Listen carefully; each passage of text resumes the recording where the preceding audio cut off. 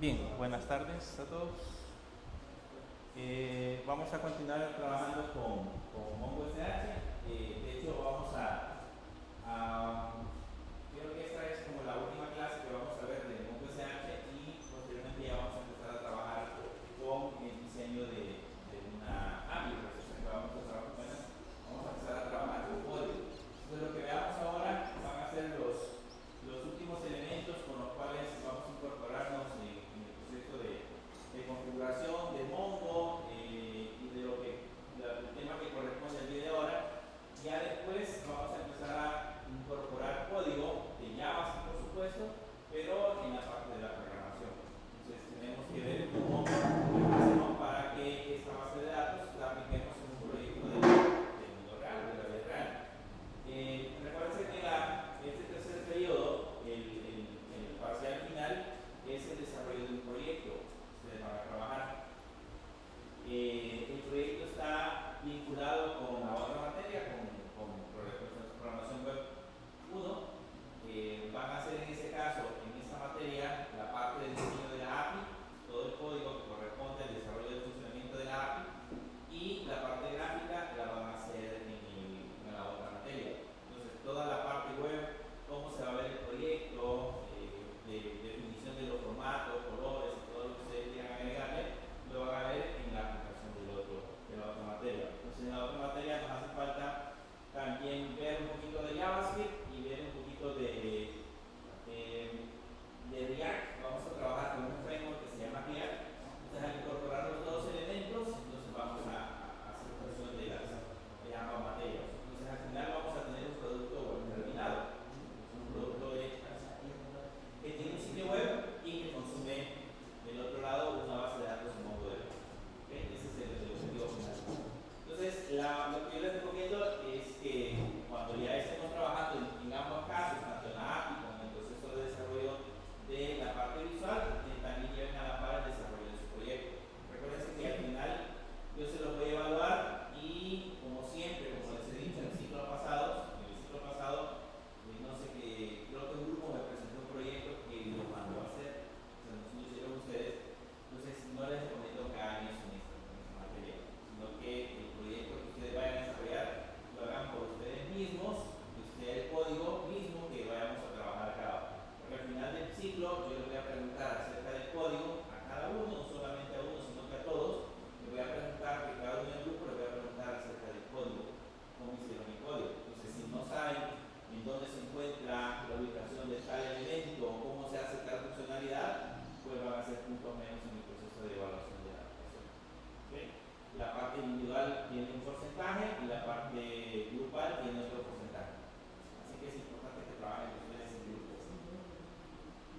Profesor, yo les voy a definir probablemente en la otra clase, ya les voy a dar los proyectos en los cuales van a trabajar. O sea, son 7, 8 dentro del grupo, se van a formar de grupos y yo les voy a dar el tema en el cual van a trabajar. Cada quien va a trabajar en un tema diferente y va a presentar un proyecto totalmente distinto. Y el proyecto va a ser el mismo que va a tener el desarrollo. Bueno, básicamente aquí van a trabajar en la API y en otra parte van a trabajar en la parte visual. Así que el día de la presentación, digamos que en la misma presentación yo les voy a evaluar la parte del NoSQL y también la parte de programación web en una sola presentación. Que va a ir en una sola presentación. Así que la parte de la creatividad, el uso de diferentes herramientas que vamos a ver durante el desarrollo, es parte de lo que yo les evalúo al final. No vayan a hacer. La idea es que sigan el modelo con el que nosotros trabajamos en clase, pero que sean un tanto más creativos. En el caso, por ejemplo, de programación web, ustedes saben que pues ahí pueden hacer diseños de color, combinaciones de colores, herramientas, imágenes y todo lo que quieran incorporar va a ser parte de lo que yo voy a evaluar en la parte del diseño. ¿Okay? Y en la parte de la API, pues que la API funcione como tal. Vamos a ver aquí procesos de autenticación, que haga procesos de autenticación según las buenas prácticas, entre otras cosas que vamos a trabajar durante el desarrollo de las próximas clases. Bien, vamos a hablar ahora acerca de bases de datos, de copias de seguridad de bases de datos. Pero en la última clase que yo les yo les subí una plataforma. En esa clase hablábamos acerca de siempre de la parte de la seguridad y hablábamos acerca de la creación de roles. O sea, además de la creación de usuarios, yo les decía que los usuarios digamos, limitados en base a los roles que nosotros les suministremos a esos usuarios. Y los roles corresponden en base a acciones que ejecutamos sobre ciertos recursos. Por ejemplo, sobre una base de datos o sobre una colección, nosotros podemos insertar, actualizar o eliminar elementos. Podemos insertar o actualizar elementos, y esos elementos que nosotros insertamos, pues básicamente lo hacemos en base a roles. ¿Okay? Cada uno le asignamos una acción y esa acción le ejecutamos en este caso el desempeño de un rol. Entonces, de eso se trata en este caso la parte de la seguridad. Sin embargo, existen también otros elementos que quiero mostrarles. Si se recuerdan, vamos a entrar ahora al archivo de configuración. Eso le ponemos sudo nano diagonal etc diagonal. Ahí tenemos una sección que se llama mongo, o un archivo que se llama mongod.conf.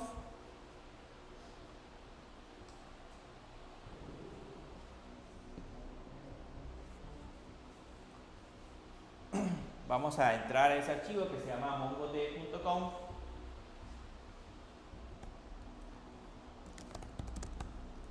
Y en ese archivo, bueno, lo que hicimos en las clases anteriores fue configurar la parte de la autenticación. O sea, en esta línea, justamente en esa línea, autorizábamos o habilitábamos la parte de autenticación en la clase anterior, pero no hablábamos un poco acerca de las otras configuraciones, como en el caso de la IP y el puerto.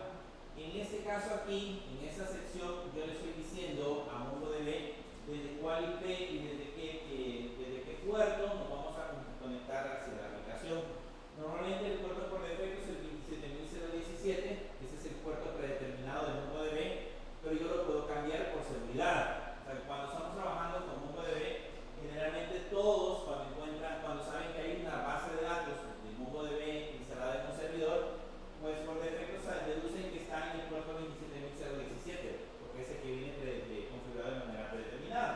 Pero nosotros lo podemos cambiar, podríamos colocar un puerto diferente con el objeto de quizás despistar un poquito a los hackers, a las personas que quieran introducirse a nuestros servidores. Nada más despistarlos un momento, porque ellos tienen suficientes herramientas para poder determinar si hay otro puerto abierto y si en ese puerto está corriendo un servicio MongoDB. Digamos, para los que son novatos, los que son juniors en este caso, que están entrando en la parte de seguridad, sí podríamos despistarlo, pero ya una persona que trabaja en seguridad, que tenga un nivel un poco más avanzado, pues es muy difícil. ¿Okay? Y en ese caso, en esa parte donde está la IP, ahí lo que nosotros hacemos es indicarle desde qué IP permitimos conexiones. Yo le decía la vez pasada de que si le dejamos 0.0.0.0 permitíamos conexiones desde cualquier conexión a internet. Sin embargo, si yo le pongo 127.0.0.0.1, ¿desde qué máquina tendríamos acceso de conexión? ¿Cuál es la 127.0.0.1?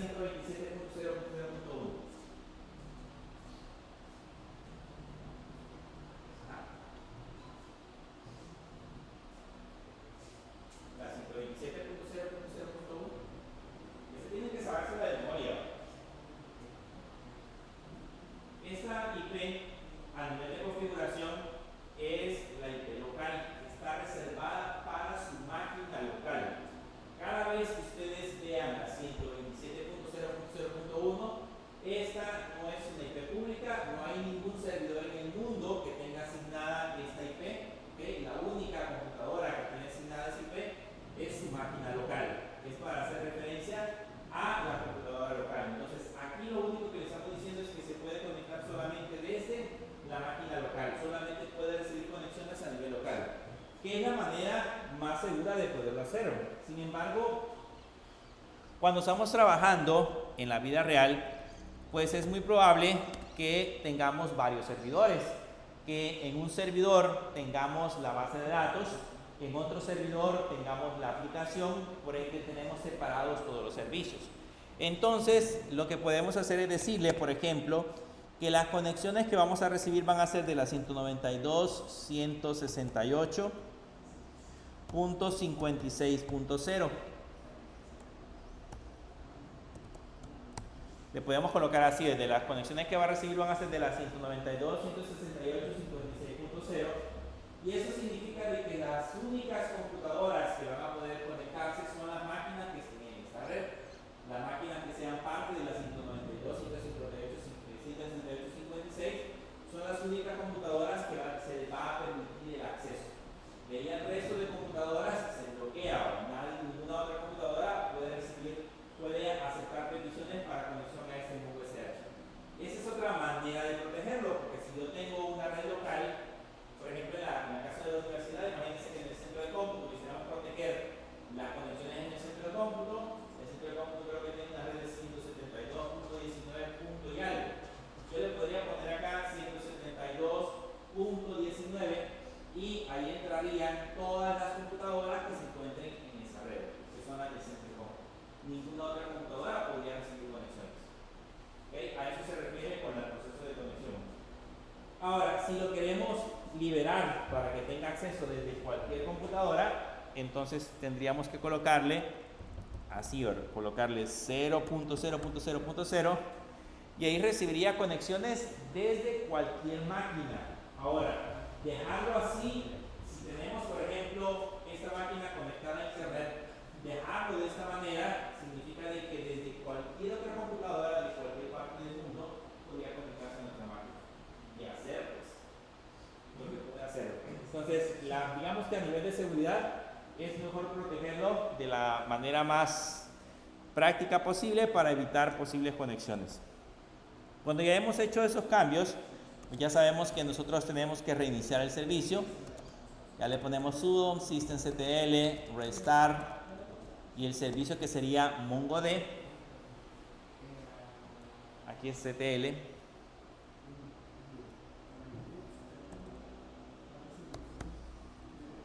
Systemctl restart y el servicio que sería mongod, y con eso reiniciamos en este caso la parte del servicio para aplicar los cambios que hayamos generado. Si los cambios que aplicamos en el momento de reiniciar el servicio son incorrectos o hemos digitado algo mal, pues aquí nos va a aparecer una línea con un mensaje de error que nos diga que hemos aplicado mal algún proceso de configuración. Y ya tendríamos que ir a revisar donde es que hemos aplicado ese proceso mal. Importante, estos cambios que nosotros vamos a hacer directamente en la parte de la configuración de la máquina, no deberíamos de hacerlos en tiempo real. O sea, si en el caso, por ejemplo, estamos trabajando con una aplicación en producción y queremos cambiar esas configuraciones, si lo hacemos en tiempo real, si nosotros tenemos esa máquina en producción y estamos trabajando directamente con la aplicación e intentamos reiniciar el servicio y por alguna razón sucede algún error, lo que va a suceder es que botamos el servicio. Imagínense que la base de datos de Amazon estuviera en MongoDB y un técnico allá en MongoDB se le ocurre hacer un cambio en los parámetros de configuración y reinicia el servicio y se equivocó. Así que lo que va a suceder, todo Amazon se cae, deja de funcionar Amazon. Ya se han dado casos, creo que se dieron cuenta que, por ejemplo, una de las caídas que se dio de Amazon fue por un error de configuración de uno de los técnicos. Él hizo un error de configuración, lanzó eso a producción e hizo que medio AWS se cayera. Entonces, y que todo Internet estuviera colapsado por ese problema. Así que hay que tener cuidado con esas configuraciones que vayamos a aplicar. El momento adecuado debe ser donde tengamos mucho tráfico y donde estemos seguros que las configuraciones son correctas. Uno puede hacer configuraciones en servidores de respaldo, verificar que funcionen bien y después aplicarlas en producción. Bien, hablemos ahora acerca de, hagamos una conexión ahora sabiendo que ya hemos cambiado en ese caso la parte del puerto.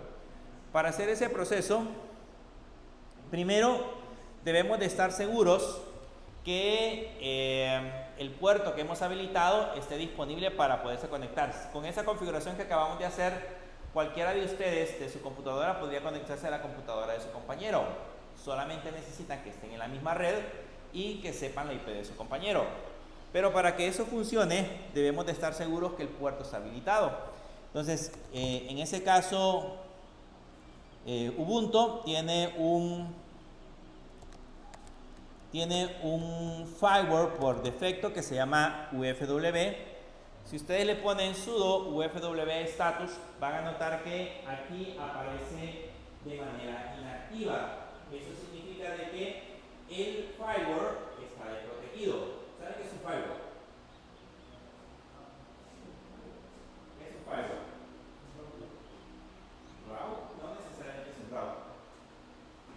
El router, algunos routers traen firewall, pero ¿qué es en sí el componente del firewall?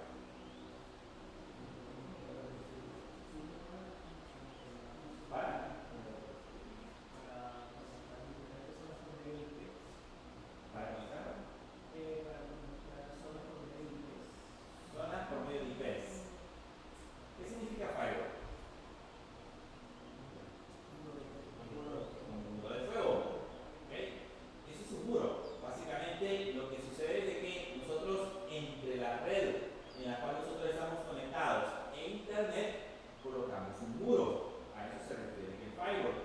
Y ese muro es el que permite entradas y salidas de conexiones.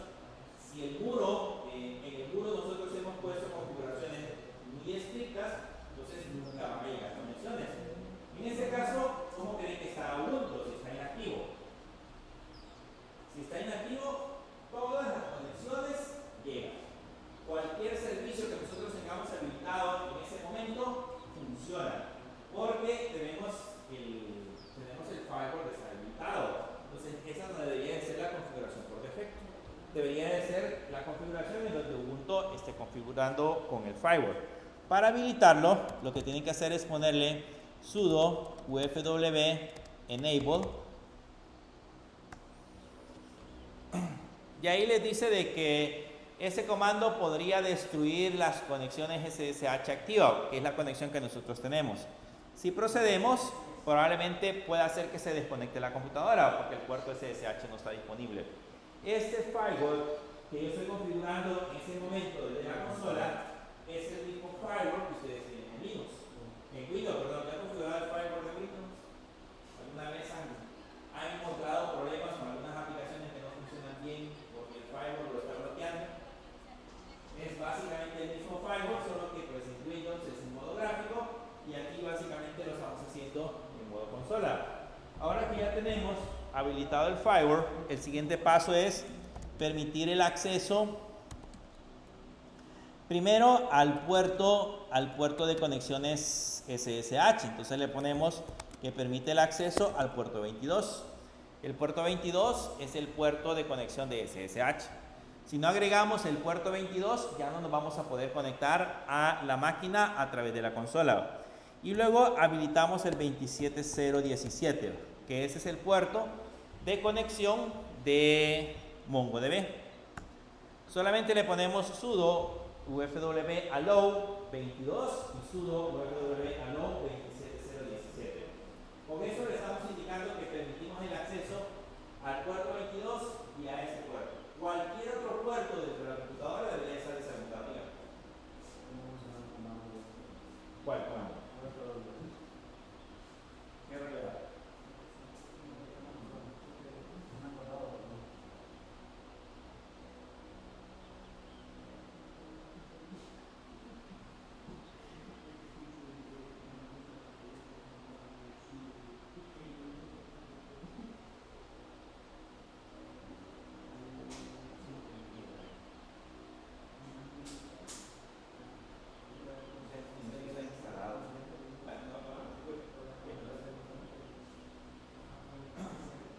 Bien, ahora que ya está listo, si le ponemos sudo ufw status, van a notar que ahí me dice que el puerto 22 y el puerto 22017 ahora están permitidos.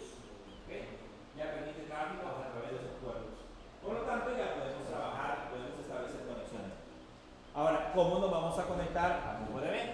hago para conectarme desde una computadora remota, que eso es lo que vamos a hacer ahorita.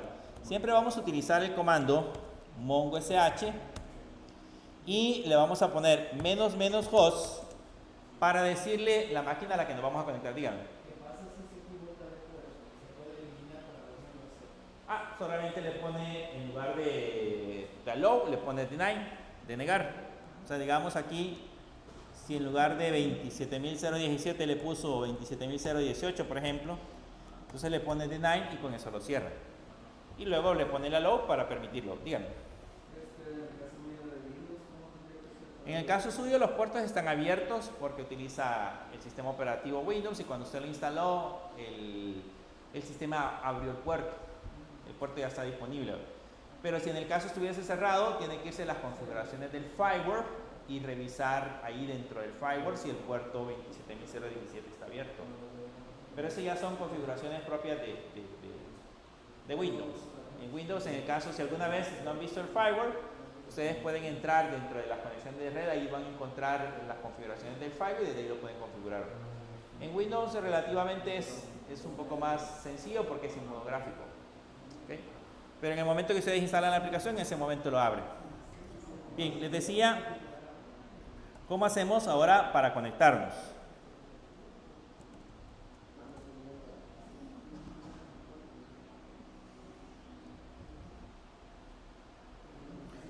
Para conectarnos le ponemos siempre mongosh, le ponemos --host y luego le ponemos la IP a la que nos queremos conectar, es que es la 192, por ejemplo, en el caso mío, 168.56.9, en el caso mío es esa IP. En el caso de ustedes tendría que ser la IP de su computadora.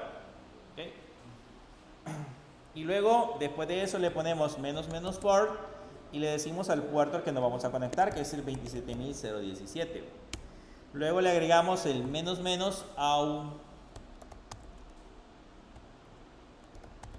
Authentication Database, que en este caso sería admin, -u le ponemos católica y -p para que nos pida el password. Entonces las conexiones son las mismas. La diferencia es que ahora yo le estoy indicando la IP a la que me quiero conectar. Si ustedes lo quisieran hacer con la IP de su compañero, solamente tendría que cambiarle aquí la IP que tiene su compañero.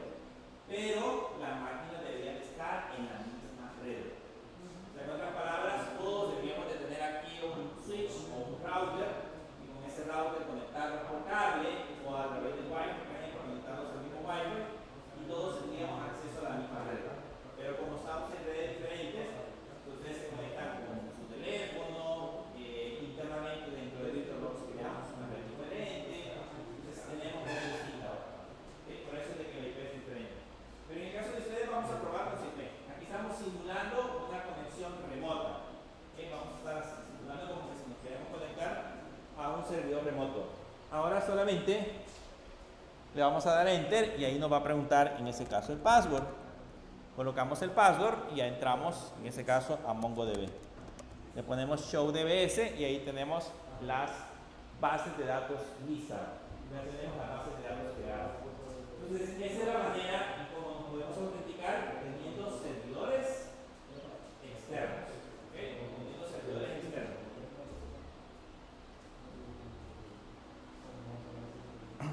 Bien, ¿preguntas? ¿No? Así es como nos vamos a autenticar. Bien, veamos ahora, o hablemos ahora sobre las copias de respaldo. ¿Por qué son importantes las copias de respaldo? ¿Han aprendido a hacer copias de respaldo en bases de datos anteriores? ¿Pudieron hacer copias de respaldo en SQL Server? ¿En MySQL? ¿En Oracle? ¿Hicieron copias de respaldo con todas ellas? ¿Se recuerdan de eso? ¿Me hicieron copias de respaldo? Porque son importantes las copias de respaldo. Si se pierde la información, ¿de dónde vamos a recuperar esos datos? Van a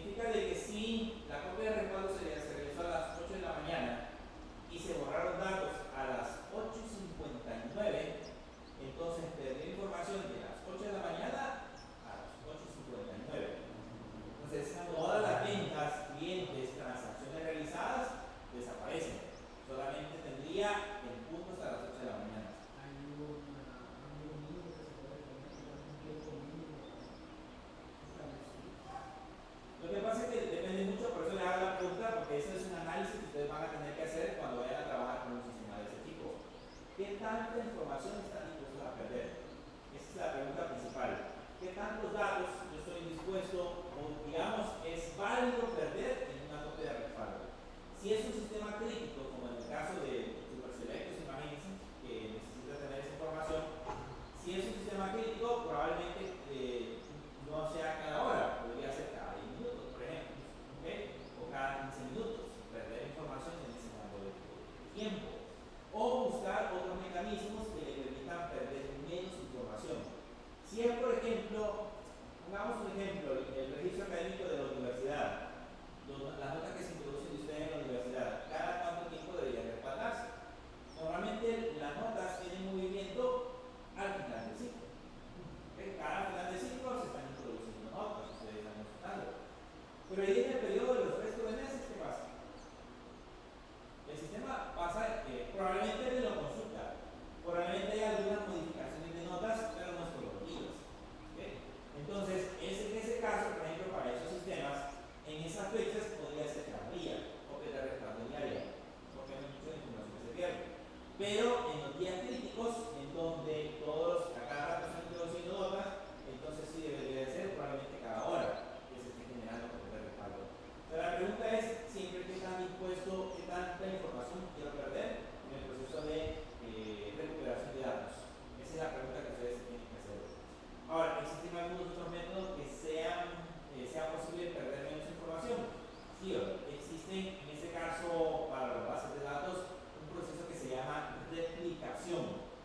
La replicación, lo que sucede es que nosotros tenemos un servidor principal, un servidor de base de datos padre, digamos, y tenemos en diferentes localizaciones servidores de espejo o servidores de respaldo que funcionan como una copia exacta del servidor original.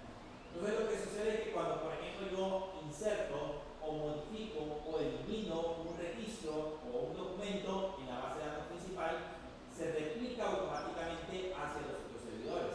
Y los otros servidores tienen una copia de respaldo exactamente igual. Y eso es en milésimas de segundo. O sea, cuando lo hacemos, la replicación sucede en milésimas de segundo. En ese sentido, si el servidor principal falla por alguna razón, entonces sabemos que puedo regresar a poner una réplica con el servidor principal y puedo seguir funcionando. Esa es otra metodología de copia de respaldo, también no copia de respaldo, sino restauración de información mucho más rápido, que es la que utilizan grandes empresas. Lógicamente eso requiere costo, porque tener un servidor y varios servidores de espejo implica que voy a tener más recursos. Tengo que tener más recursos para poder pagar todo ese tipo de información. Entonces esa es la diferencia. Ahora, la otra pregunta es, ¿en dónde se guarda la copia de respaldo? ¿Es bueno guardar la copia de respaldo en el mismo servidor? ¿Qué pasaría si el servidor lo que se le daña es el disco duro? ¿Okay? Se pierde la copia original y se pierde la copia de respaldo. Entonces, ¿dónde puedo guardar la copia de respaldo? Lo más adecuado es que lo guardemos en otro servidor. ¿Okay? Que guardemos, que tengamos otro servidor de copia de respaldo y ahí se esté almacenando la información. Bueno, puede suceder lo mismo. ¿Qué pasa si el que falla es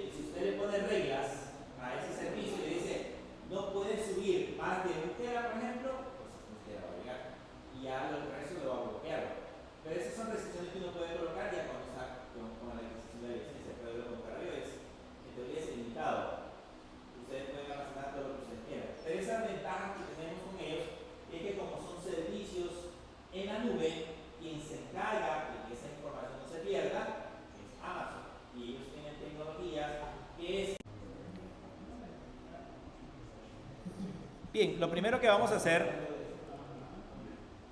es que estando acá nos vamos a crear una carpeta que le vamos a poner backup.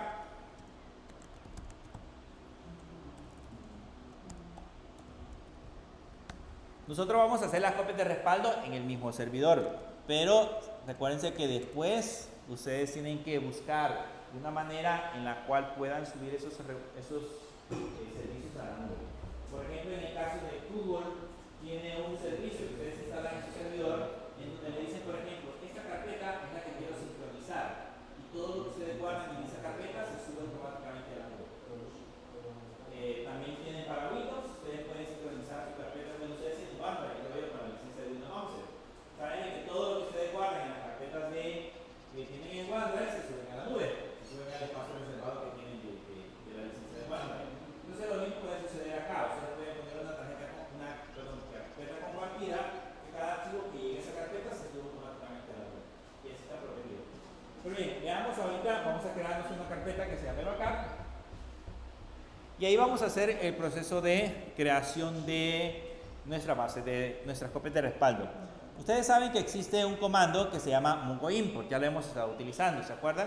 Pero el problema de Mongo Import, que lo que hace es importar archivos en modo texto. O sea, todos los archivos que hemos importado son archivos de texto.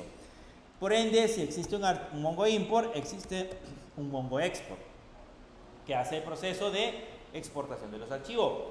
Pero las copias de respaldo que generamos con Mongo Export para nuestro uso no son tan buenas, porque primero Mongo Export no almacena los índices. Si nosotros creamos índices o creamos ciertas estructuras dentro de la base de datos, no se almacenan esas estructuras. Así que yo tendría que irme a crear de nuevo los índices en el caso de llegáramos a perderlo. Entonces, ¿cuál es el comando adecuado para crear copias de respaldo? El comando se llama MongoDOM.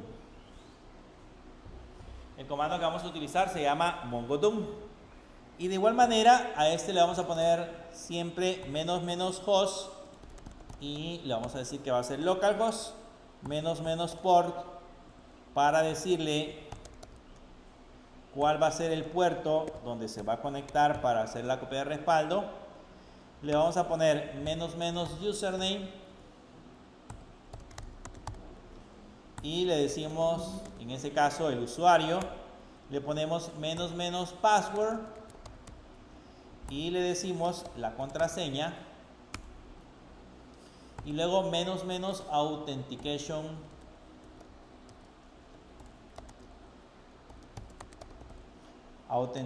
database igual admin, y le podemos colocar --db igual a mflix, por ejemplo. Entonces, con esas líneas le estamos indicando que voy a ejecutar una copia de respaldo del servidor local. Ahí le puedo colocar un IP si yo quiero, pero ese es básicamente el servidor local del puerto 27017 con el usuario que se llama Católica, con el password que se llama Católica, que este está vinculado con la base de datos admin, ¿okay? Y la base de datos que vamos a respaldar es, en este caso, mflix. Por el momento yo voy a respaldar una base de datos. Si yo no le coloco mflix, si llegamos aquí y le quitamos mflix, le quitamos --db, lo que va a hacer es respaldar toda la base de datos. ¿Okay? Eso respaldaría toda la base de datos. Pero en ese caso solamente vamos a respaldar mflix. Si ahora le damos enter, van a notar que ahí hace un proceso de vaciado de toda la base de datos. Ahí le dice que está escribiendo mflix comments, mflix movies, mflix countries, mflix categories, y ha hecho el proceso de descarga de todos los documentos que estas colecciones tenían. Si ahora aquí en backup yo le escribo el comando ll, van a notar que ya existe una carpeta que se llama DOM. Ya existe una carpeta que se llama DOM. Esta carpeta que se llama DOM es la carpeta que contiene, en este caso, la copia de respaldo. ¿Okay? Aquí hemos almacenado, en este caso, la copia de respaldo con la cual Si ahora entramos a esa carpeta DOM y digitamos un LL, van a notar que ahí tenemos MFlix. Si entramos ahora a MFlix, van a notar que ahí aparece categorías, categorías.metadata JSON, comentarios.bison, comentarios.metadata JSON, country.bison, etcétera, etcétera. Eso significa que ahí están toda la información que nosotros acabamos de importar. Estos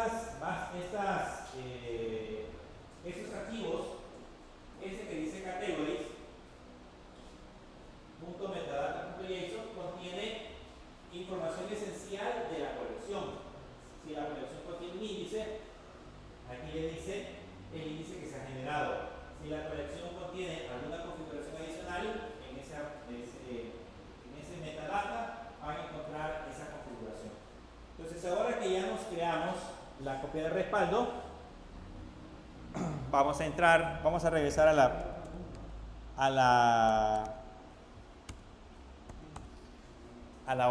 carpeta original y vamos a entrar a MongoDB.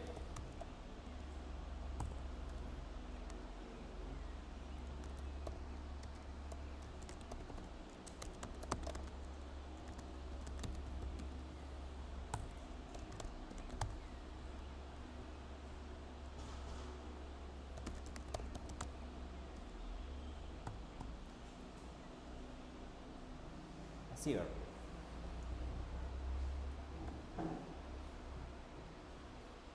Entramos a MongoDB.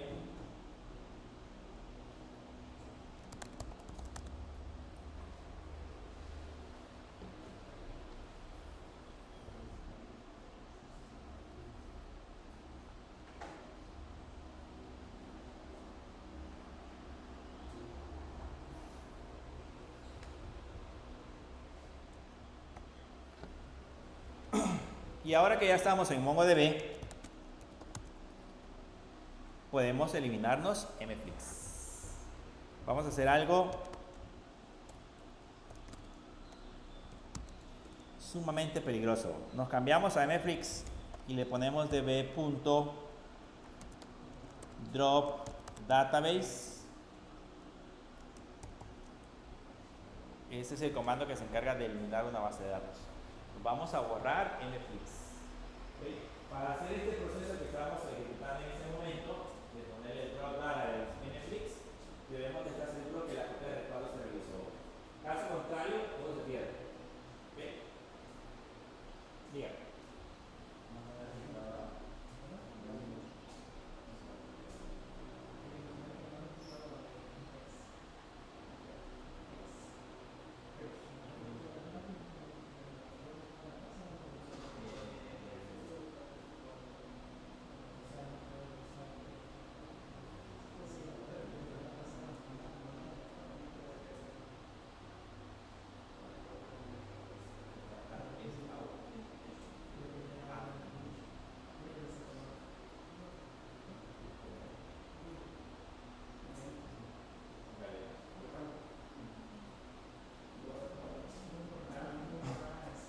Bien, llegamos a la base de datos y ahora la vamos a eliminar.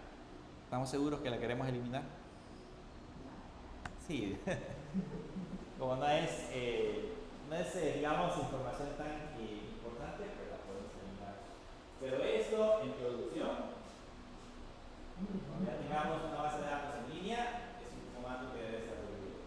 Sin embargo, cuando lo intentamos eliminar, se van a dar cuenta que nos dice que no está autorizado para MFlix para ejecutar el comando dropDatabase y desaparece en ese caso un mensaje de error. O sea que no tenemos permisos para eliminar en ese caso base de datos. Sin embargo, estamos con el usuario admin, ¿okay? Y el usuario admin debería tener esos permisos, pero por defecto el borrar bases de datos incluso para el usuario admin está limitado. Eso significa que yo conscientemente tengo que darle acceso al usuario para que pueda eliminar bases de datos.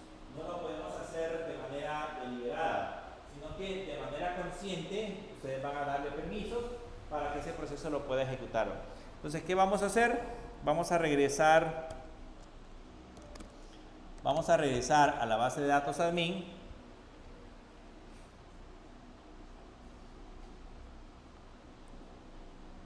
Y en la base de datos admin vamos a utilizar el comando db.ram roles to user, y entre comillas le decimos al usuario que le vamos a asignar el permiso, que sería al usuario Católica, y luego le vamos a especificar los roles que le vamos a aplicar. Entonces le ponemos el rol. Como necesitamos de que pueda hacer cualquier cosa, entonces le voy a asignar el rol de root. Ustedes saben que el rol de root es el de superusuario, y le voy a asignárselo a la base de datos admin.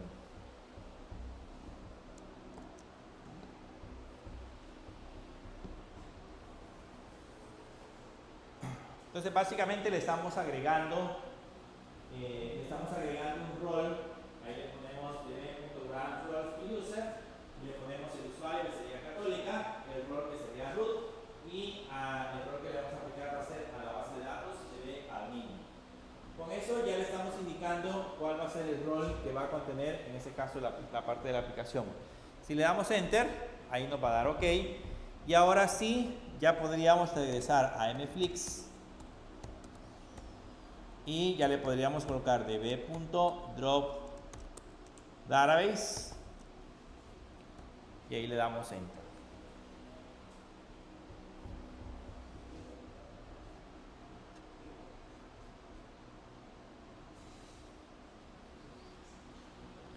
Y ahora sí, mflix desapareció. Si ahora ya le pongo show dbs, van a notar que mflix ya no está en el listado. ¿Okay? Lo borramos o lo eliminamos mflix. Desapareció la base de datos.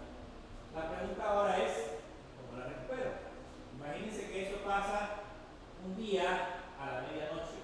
Ustedes están en su casita, ya bien dormidos, pero viene la gente de soporte técnico de la empresa donde trabajan y les habla y les dice: mire, tenemos un problema porque no podemos acceder a la base de datos. Entonces ustedes tienen que levantarse, tomar el transporte que sea, en su carro o un Uber, y dirigirse directamente a la empresa, porque tienen que ir a restaurar la información. La pregunta es, ¿cómo vamos a hacer para restaurar la base de datos? Si la base de datos que detectamos que se eliminó es mflix, ¿cómo voy a hacer para que esa información regrese de nuevo a su estado original? Como tenemos una copia de respaldo, o sea, nosotros estamos seguros que hicimos una copia de respaldo, entonces vamos a regresar hacia la carpeta. Fíjense bien que estamos en la carpeta backup. Y en la carpeta backup vamos a utilizar un comando que se llama mongo restore. El comando mongo restore es el que se encarga de recuperar o restaurar, en ese caso, las bases de datos. Las bases de datos de copias de respaldo. Esto sigue teniendo los mismos parámetros. Le ponemos igual el host, -host, localhost, -port y el puerto 27017. Le agregamos el username igual Católica. Le agregamos el -password igual también Católica, y le agregamos el -authentication database igual admin.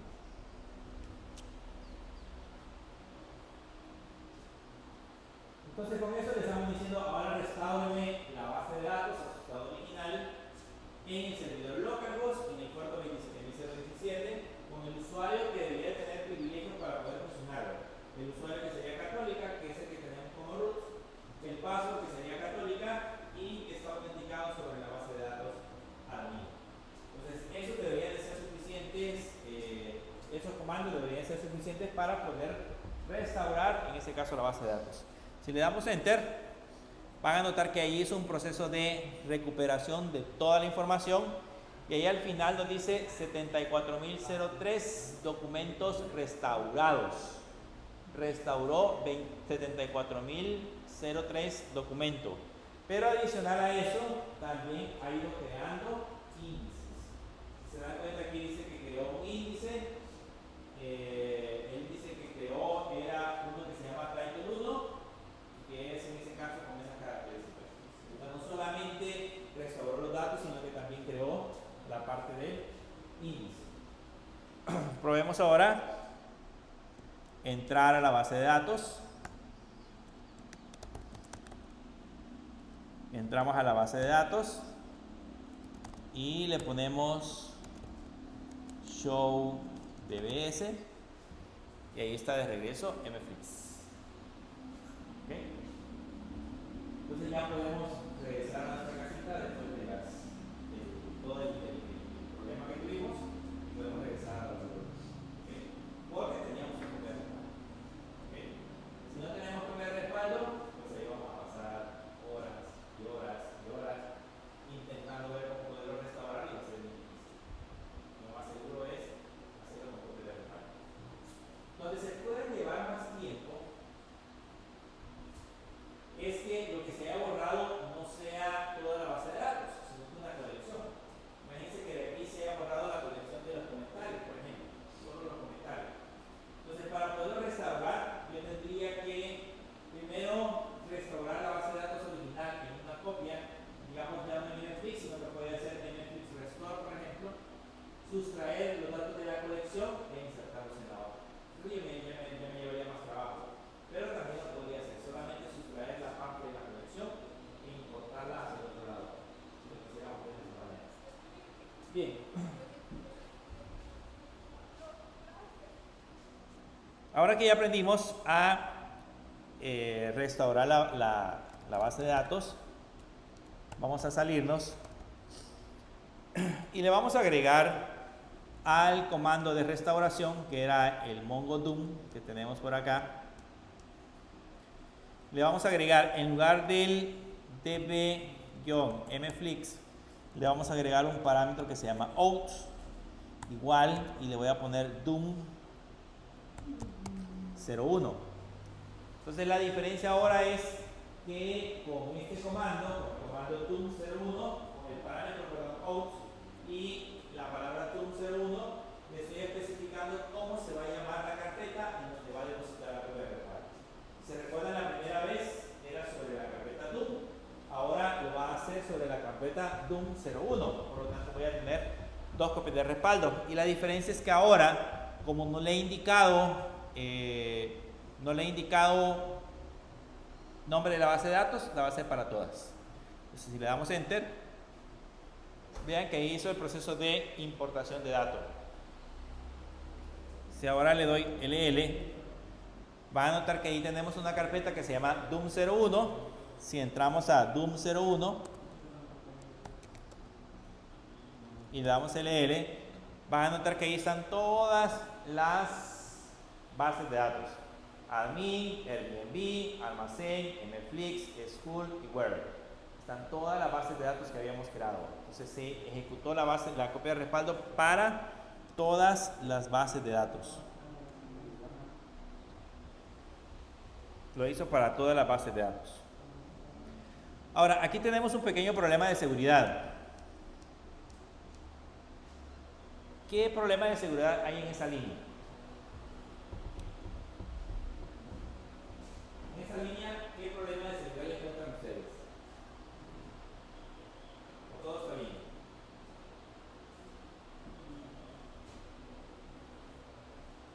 ¿Qué problema tiene esta línea o esta instrucción que tenemos ahorita como problema de seguridad? Parece que lo hemos accedido a él a través de la puntita hacia arriba. ¿Ya?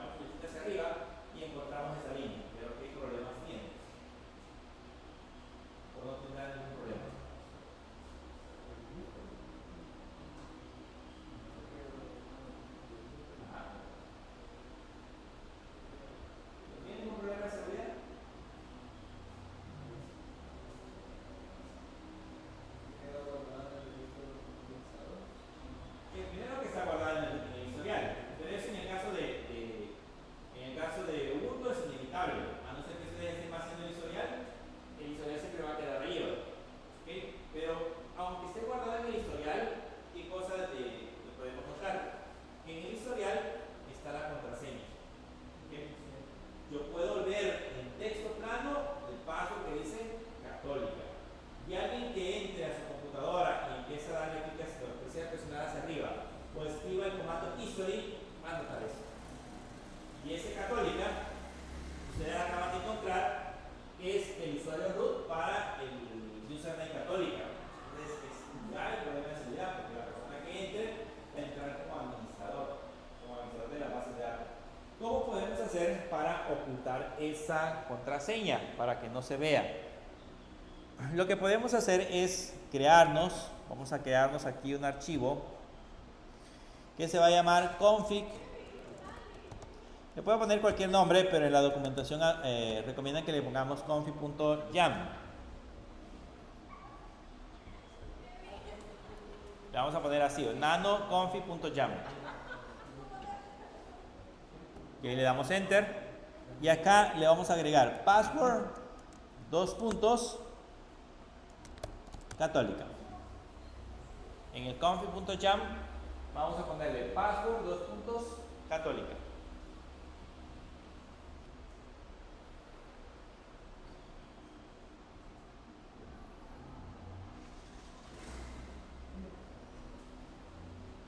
Password, católica.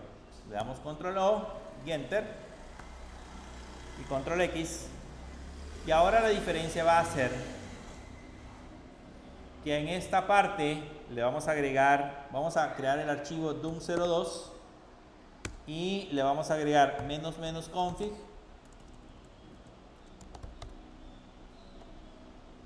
igual config.yam. Así va. Y quitamos la contraseña.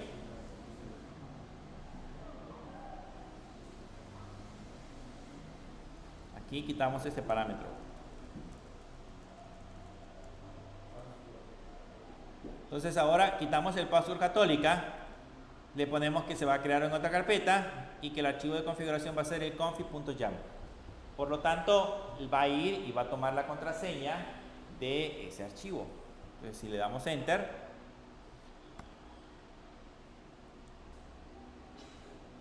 ¿qué le pusimos mal?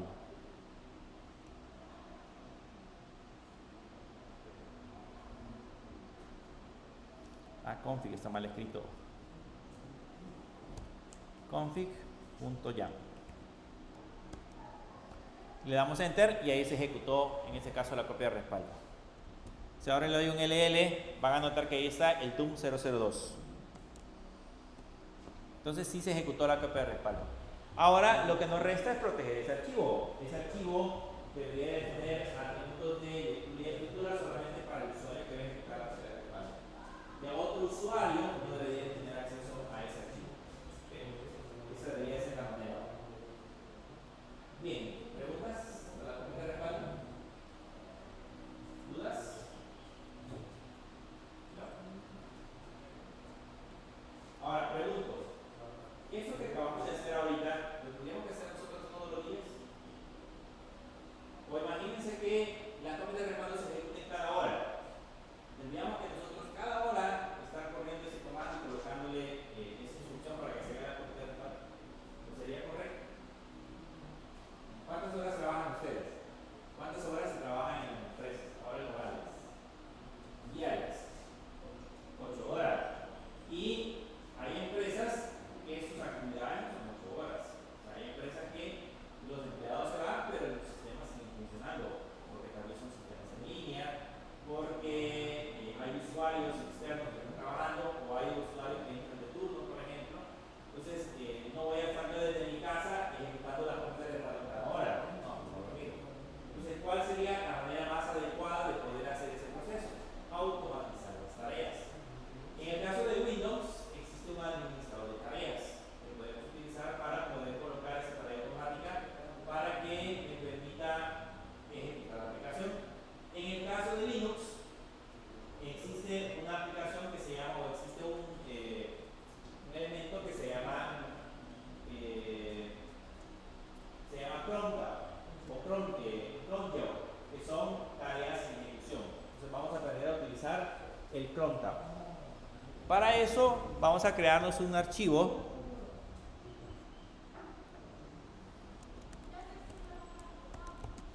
vamos a crearnos un archivo que se va a llamar respaldo.sh. Nos vamos a crear un script. En el caso de Windows debe de ser un archivo que se llame respaldo.bat. En el caso de Linux es respaldo.sh. ¿Okay? Vamos a crear una automatización.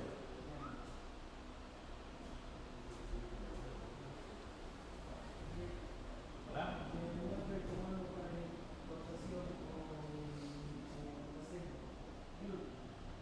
Para exportación.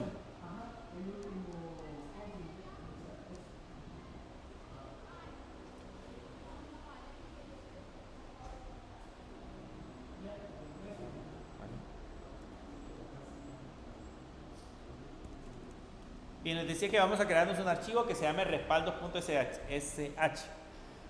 Normalmente los archivos de ejecutables en Linux son por lo general archivos.sh, ¿okay? Pero el hecho de la extensión no tiene que ver nada con el proceso de ejecución. En Linux son más permisos que le damos a los archivos. En el caso de Windows, los archivos de ejecución los archivos ejecutables son los .exe, .com y .bat. Esos son los archivos ejecutables. En el caso de Linux, la mayoría de veces vamos a encontrar archivos.sh, pero no están vinculados directamente con la parte de la extensión. Entonces ahí le damos Enter. Y aquí lo que vamos a hacer es colocarle primero la consola con la que va a arrancar. Entonces aquí lleva un signo de admiración. Primero el signo de numeral, admiración, diagonal bin, diagonal bash. Luego nos cambiamos con los, como que si lo hiciéramos manualmente, le vamos a poner que nos vamos a ir a la carpeta Home, a la carpeta católica, y ahí vamos a entrar a la carpeta Backup. Y luego nos vamos a crear una variable que se va a llamar fecha. Esta variable que se va a llamar fecha va a tener una función que se llama date, o va a anexar la fecha más y el formato que queremos la fecha, que sería en formato de día, mes, perdón, en formato de año, mes y día. Eso que estamos haciendo ahorita es programación desde la consola, ¿okay? Es los famosos script bash que se utilizan en Linux. Si ustedes quieren aprender un poco acerca de script bash, hay una enorme documentación que habla acerca de los tipos de comandos que podemos ejecutar desde la parte del script bash. Luego, en esta sección, creo que no nos copiamos el código. Voy a ir a traerme el código. Le damos Control O y Enter y Control X. Y nos vamos a copiar este código.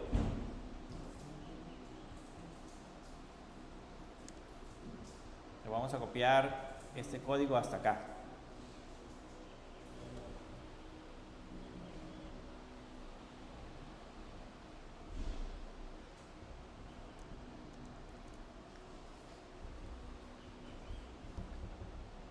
Eso, después de copiarlo, regresamos a respaldo y lo pegamos aquí, lo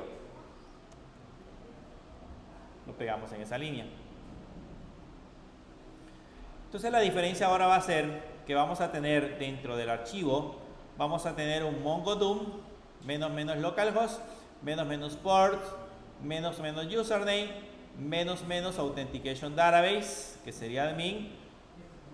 Y aquí donde dice doom 02, en lugar de ponerle doom 02, le vamos a poner doom, y acá le vamos a poner el nombre de la variable, que sería en ese caso fecha. Entonces me va a aparecer doom.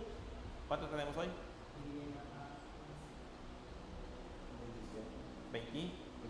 27. Entonces nos aparecería 2026-04-27.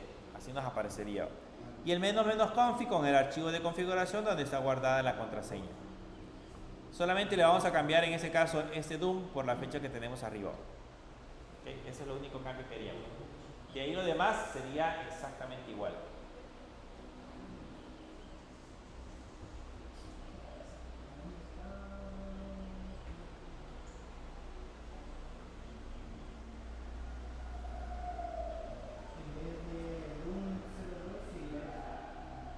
lugar de DUM02 sería DUM $fecha.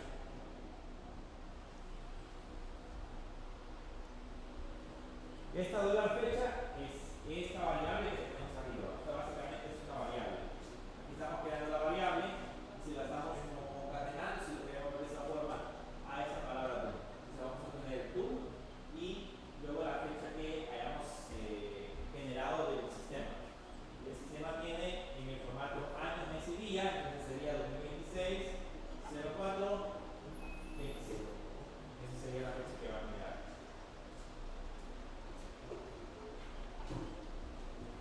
Ahora que ya tenemos generado el archivo, si se dan cuenta, es un archivo bien simple. Aquí podemos colocar más condiciones, pero ese es el archivo básico de copias de respaldo. Ese archivo lo vamos a crear nosotros y nos va a ayudar de alguna manera a que las copias de respaldo se ejecuten de manera automática, que el sistema o el servidor lo haga de manera automática. Entonces aquí le presionamos Control O y Enter, le damos Control X y presionamos un LL y van a notar que aquí ya se encuentra el archivo respaldo.sh. ¿Pero qué permisos tiene? ¿Qué significan esos permisos?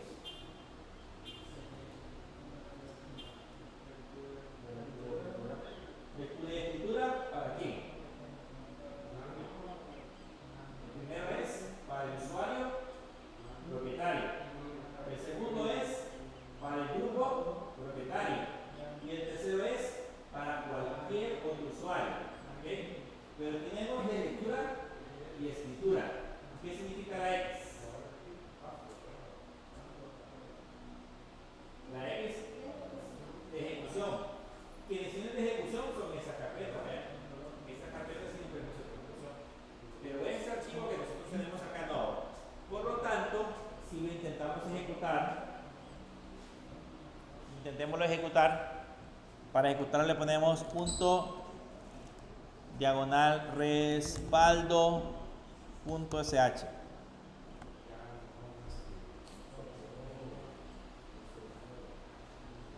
Le ponemos punto diagonal respaldo.sh. ¿Qué dice ahora? Permiso denegado. O sea que yo no lo puedo ejecutar. Así como está, no lo puedo ejecutar. Entonces necesito agregarle permisos. ¿Cuál es el comando para otorgar permisos a los archivos en Linux? ¿Comando de Linux para otorgar permisos? ¿Ya vieron Linux? Sí.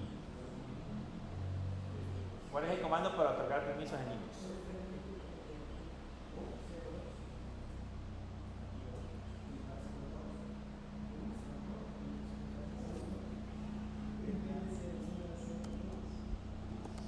El comando para poner permisos es el comando chmod. Los permisos los pueden otorgar con números, con combinaciones de números. Ustedes le pueden colocar acá, por ejemplo, 700 o 777, que tiene todos los permisos, o cualquier otra combinación. O también le pueden decir que quieren otorgar el permiso de ejecución, que sería el más X, al archivo respaldo.sh.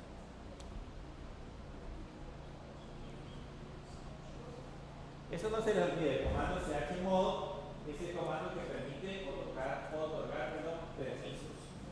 Este comando le permite otorgar permisos a un archivo. Y en este caso el permiso que le estamos otorgando de ellos no es menos, sino que es más X. El permiso que le estamos otorgando es el permiso de ejecución. Entonces aquí sería más X, porque se lo vamos a agregar. Más X respaldo.sh. Con eso le estamos diciendo, dele el permiso de ejecución a el archivo respaldo.sh. Si ahora le digitamos LL, van a notar que el archivo ahora ya tiene RWX y RX. Significa que es ejecutable para el reproductor propietario, ejecutable para el grupo propietario y ejecutable para cualquier otro usuario.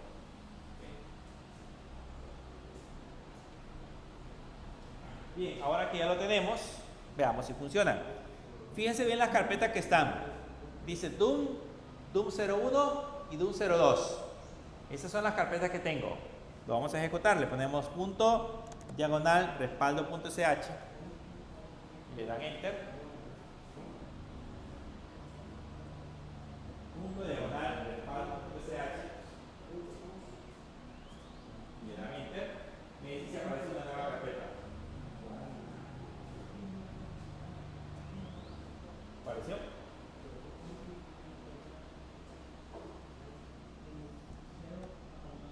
Vean si doy LL. Ahí está el DUM 2026 0428. Bueno, la máquina ya tiene. De hecho, es que la fecha y hora de la configuradora de la máquina virtual está en UTC 0. Entonces, nosotros vamos 6 horas atrás de la hora 0, por eso que aparece así. Aparece que ya está creado a la medianoche. Pero ya son las 6. Fue creado a la medianoche. Ya está en el 28. Ahora, la pregunta es, ¿cómo lo automatizamos? ¿Cómo hacemos que eso sea automático? Que automáticamente se ejecute sin necesidad de que nosotros estemos ejecutando el comando. Vamos a borrarnos esa carpeta. Le vamos a poner un rm-rf DUM 2026-0428. Ese comando es para borrar una carpeta.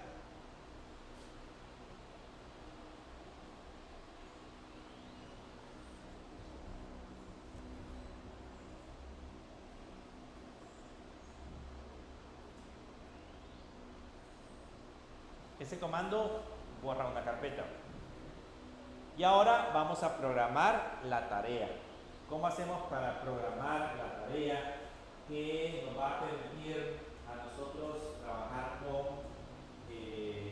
para trabajar en este caso con esas aplicaciones y que me genere automáticamente la copia de respaldo? Para ejecutar esa tarea vamos a utilizar el comando crontab.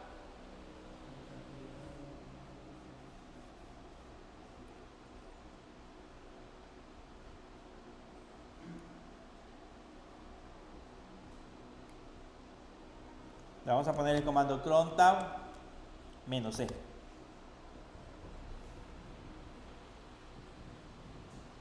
Ese comando crontab -c,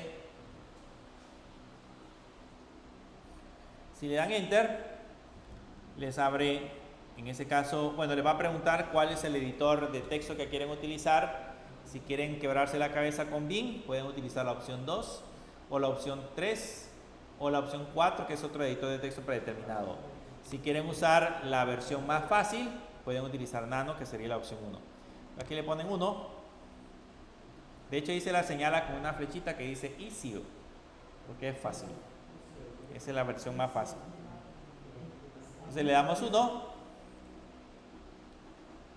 Y aquí, antes de empezar a hacer el proceso de programación de la tarea, hay que leer un poco la parte de la documentación que les aparece. Si se dan cuenta, dice editar ese archivo, guarda o introduce una tarea en las tareas programadas de crontab. Dice cada tarea corre como ha sido definido en una simple línea, indicando con diferentes campos cuándo la tarea va a ser ejecutada y el comando que va a ejecutar para esa tarea. Luego aparece que para definir el tiempo o definir en ese caso la hora en que se va a ejecutar, usted debe proporcionar concretamente valores como el minuto, la hora, el día y el mes que se va a ejecutar. Y adicionalmente también puede proporcionar el día de la semana. Dice que puede utilizar asteriscos para indicar de que en esa columna va a ejecutarse cualquier cosa. Eso significa el asterisco. Las notificaciones podrían iniciar basadas en las tareas del sistema, del demonio o del servicio que se ejecuta en ese caso del sistema, dependiendo de la zona horaria que tenga configurada el servidor. Las salidas del crontab son incluidas como errores ya asignadas a un correo electrónico que el usuario va a recibir de manera automática. Y aquí veamos. Vean, según esto, ese es el formato. La MS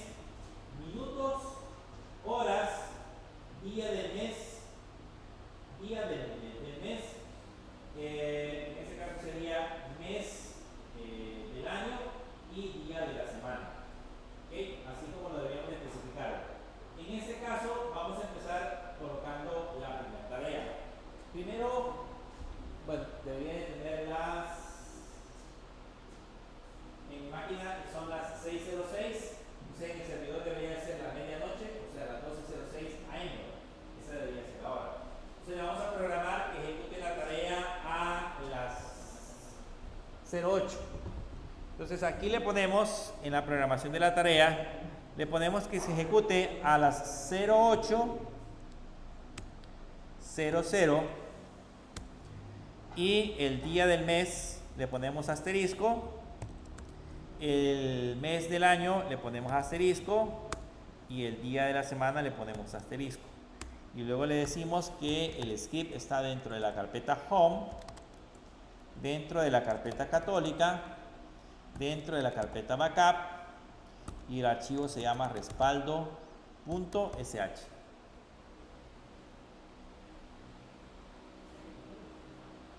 Entonces van minutos, horas. Si yo quisiera que ese script se ejecutara todos los días a la medianoche, aquí le pondría 0000. Entonces todos los días a la medianoche. Si yo quisiera que ese script se ejecutara todos los días a las 8 de la mañana, o sea, aquí le pondría 0008. ¿Okay? Entonces se ejecutaría todos los días a las 8 de la mañana. ¿Qué es lo que va a ejecutar? El archivo que nosotros generamos, respaldo.sh. ¿Okay? Ese es el archivo. Pero nosotros ya tenemos 6. No, ya pasamos a las 608. Voy a poner a 610. Voy a poner las 6:10.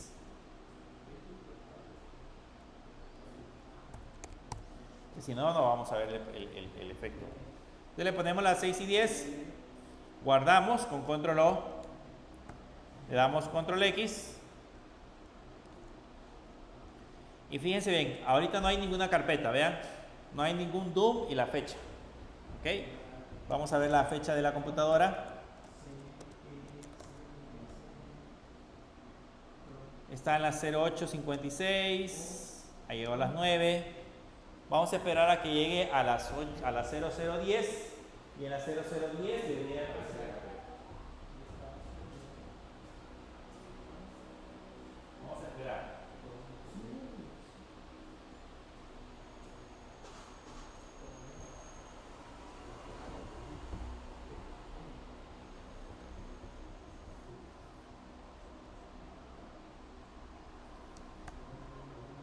Ya lleva. Faltan 30 segundos. Todavía no hay ninguna carpeta, vean. Faltan 23 segundos. Contando.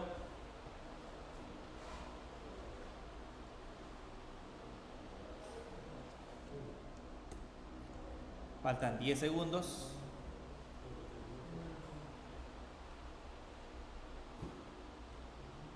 Y después de 10 segundos, ya son las 10:01 y ya apareció la carpeta. ¿Okay? Ya apareció el DOOM 2026-0428. Eso lo hizo ahora. Si mañana enciendo la máquina virtual a esta misma hora, me va a aparecer DOOM 2026-0429. Y así sucesivamente todos los días a la medianoche con 10 minutos se va a ejecutar la copia de respaldo. Entonces ahí automáticamente se está generando una carpeta.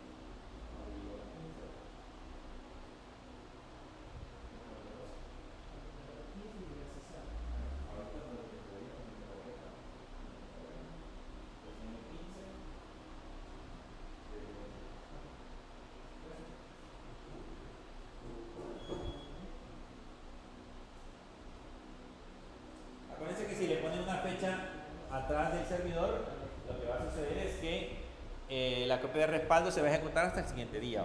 Si yo, por ejemplo, ahorita se la cambio y le pongo las 12, en lugar de las 12:10, le pongo las 12:00, entonces me va a ejecutar la copia de respaldo hasta el siguiente día.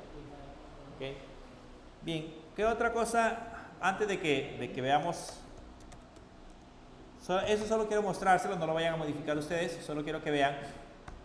Esta tarea que hemos agregado acá ejecuta la copia de respaldo a las 12:10.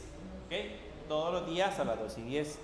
¿Qué pasa si queremos hacer así como me mencionaron hace rato, que me dijeron que se hiciera cada hora? ¿Qué pasa si yo quisiera que la copia de respaldo se ejecutara cada hora? Entonces yo podría, o cada 2 horas, por ejemplo, yo podría ponerle aquí 0,2,4, 4,6, 8, 10 y así sucesivamente decirle cada hora que se va a ejecutar. ¿Okay? Esa podría ser una alternativa. O la otra alternativa es colocarle asterisco, diagonal 2 y eso le indica de que se va a ejecutar cada 2 horas. O sea, va a aparecer, por ejemplo, a las 12:10, va a aparecer a las 12:10, a las 2:10, a las 4:10, a las 6:10, se va a ejecutar la copia de respaldo. Entonces aquí con eso le digo, ejecute este script que tenemos acá cada 2 horas. Cada 2 horas se va a estar ejecutando la copia de respaldo de la aplicación. ¿Okay? Así es como funciona ese asterisco diagonal 2. Ahora bien, ¿qué pasa? Porque eso nosotros lo hemos hecho en el usuario normal. ¿Qué pasa si lo quisiéramos hacer en el usuario administrador? Dígame. En el caso, es que los 10 son los minutos. Ahí no se decide qué minuto quiere que se ejecute. Para ese 15 que yo le puse porque su máquina tenía retrasado. Pero en el caso de que sea, digamos que ahora lo quiere cambiar a las 12:30, usted le pondría 30:00. Se va a ejecutar a las 12:30. En el caso de que nosotros quisiéramos que esta tarea se ejecutara como root, porque pues suele suceder que estamos trabajando en ese momento como usuario normal y queremos hacerlo como usuario administrador, podemos colocarle aquí sudo su. Le pueden colocar sudo su.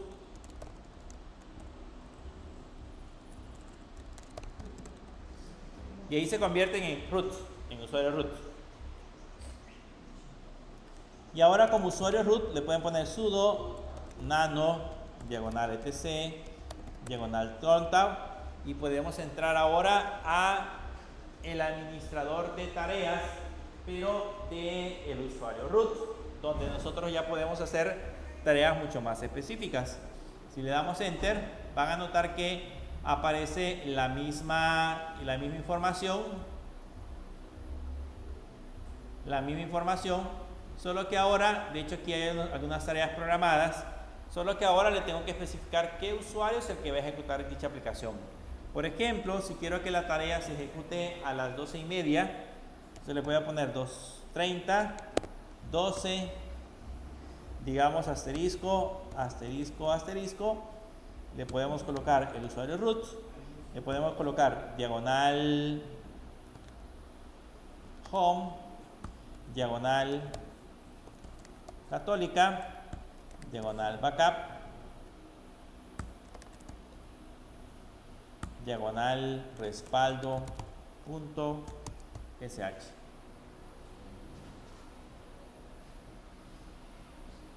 Y ese sería para ejecutarlo con el usuario root. Con el usuario root es más restrictivo porque es el único que va a tener acceso a esos archivos. Entonces lo estaríamos limitando. Si yo quisiera, por ejemplo, que se ejecutara los días, imagínense que por alguna razón yo quiero que se ejecute todos los primeros de mes. Le puedo poner aquí 1. Y ahí le digo que el primero de mes a las 12:30 se ejecute la copia de respaldo. O sea, con solamente agregarle 1 en lugar del asterisco, le estamos diciendo que se ejecute en esa fecha. Si adicional a eso le quiero decir que se ejecute el mes de agosto, le puedo poner 8 Y ahí le estamos diciendo que el 1 de agosto a las 12:30 se ejecute esa copia de respaldo. O sea que eso lo va a hacer cada 1 de agosto. Lógicamente ahí estoy restringiéndolo porque lo haría cada año. Cada año ejecutaría esa aplicación. Si quisiéramos